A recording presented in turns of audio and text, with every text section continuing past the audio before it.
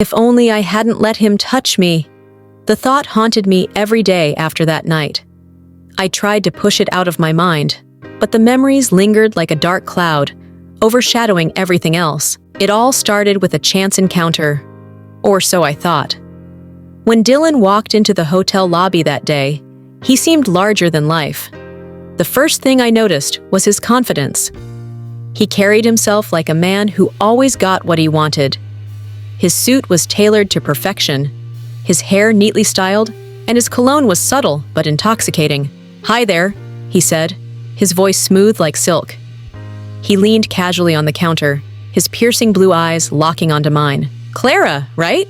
Nice name." I blinked, taken aback. It wasn't unusual for guests to notice my name tag, but something about the way he said my name made it sound special.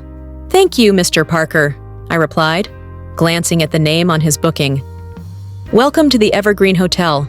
I hope your stay is enjoyable." His lips curved into a smile. "Oh, I have a feeling it will be."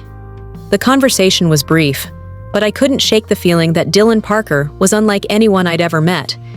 Dylan quickly became a familiar presence at the hotel. At first, it was little things. A warm good morning as he passed the desk. A polite thank you when I handled his requests. But then he started lingering. "Clara," he said one afternoon, leaning on the counter as I typed into the computer. "Don't you ever get bored sitting here all day? You should be out there living your life." I laughed nervously. "This is my life, and it's not so bad." He tilted his head, studying me. "I don't believe that. A woman like you deserves so much more." My cheeks burned, and I looked away, unsure how to respond. No one had ever said anything like that to me before. Dylan didn't stop there. He began visiting me at the desk every day, asking about my life, cracking jokes to make me laugh. "You're wasting your talent here," he said one evening as the lobby quieted down. "You're smart, funny, beautiful." I froze. Beautiful.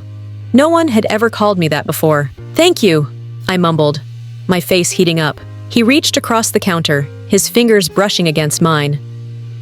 "Don't thank me, Clara. I'm just being honest.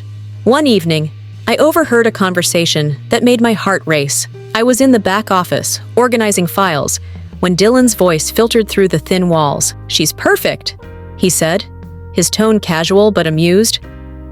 "No, I haven't sealed the deal yet. Give me some time. She's not like the others." My stomach twisted.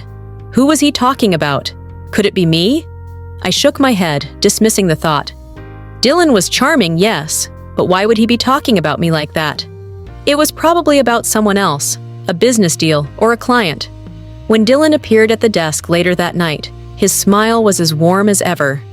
"Clara," he said, leaning closer than usual. "You're free after work tonight, right?" I hesitated. "Why do you ask?"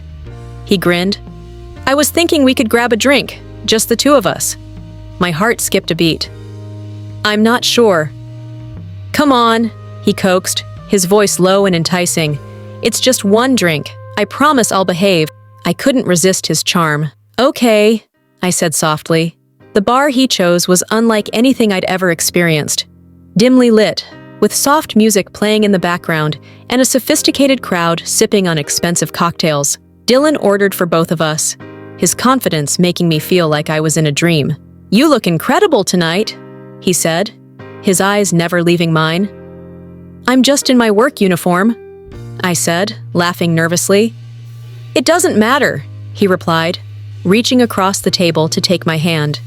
"You could wear a paper bag and still outshine everyone in this room." His words sent a thrill through me, and I couldn't help but smile. As the night went on, the drinks loosened my nerves, and Dylan leaned closer, his hand brushing against mine. When he finally kissed me, it was soft and slow, his lips lingering on mine as if he couldn't get enough. The kisses didn't stop there. Over the next few weeks, Dylan became a constant presence in my life. He'd visit me at the desk, find excuses to take me out, and always end the night with a kiss. "You drive me crazy," he whispered one night as we stood in the hotel parking lot. His hands cupped my face, his forehead resting against mine. I've never felt this way about anyone before. I believed him. How could I not? One night, he invited me to his room, "Stay with me," he said, his voice low and persuasive. I hesitated, but the way he looked at me, the intensity in his eyes, made it impossible to say no. We spent the night together, tangled in each other's arms. For the first time, I felt wanted, cherished. Dylan's kisses were passionate, his touch gentle yet electrifying. "I could get used to this," he murmured as we lay in bed, his fingers tracing patterns on my skin. "So could I whispered, my heart full. But the fantasy shattered that night when I overheard his phone call. "Yeah, I'm with her now," he said, his tone casual, almost dismissive. "She's practically in love with me. Don't worry, I'll send the proof soon. This bet's as good as mine." My heart stopped. Proof? Bet? I stood up, my legs trembling as I moved closer to the door. From where I stood, I could see his phone screen. Messages lit up the display, confirming what I feared most. "Get her to fall for you. Seal the deal. $200,000 and the investment are yours." I clamped a hand over my mouth to keep from crying out. When Dylan returned to the room, he smiled at me, oblivious to the storm raging inside me. "Everything okay?" he asked, sitting beside me. I forced a smile, my heart shattering into pieces. "Yeah," I whispered. That night, I waited until he fell asleep before slipping out of the room. I didn't stop walking until I was home, tears streaming down my face the entire way. The next morning, I handed in my resignation at the hotel. I couldn't bear the thought of seeing Dylan again, of pretending everything was okay. As I walked away from the desk for the last time, I whispered to myself, "Never again."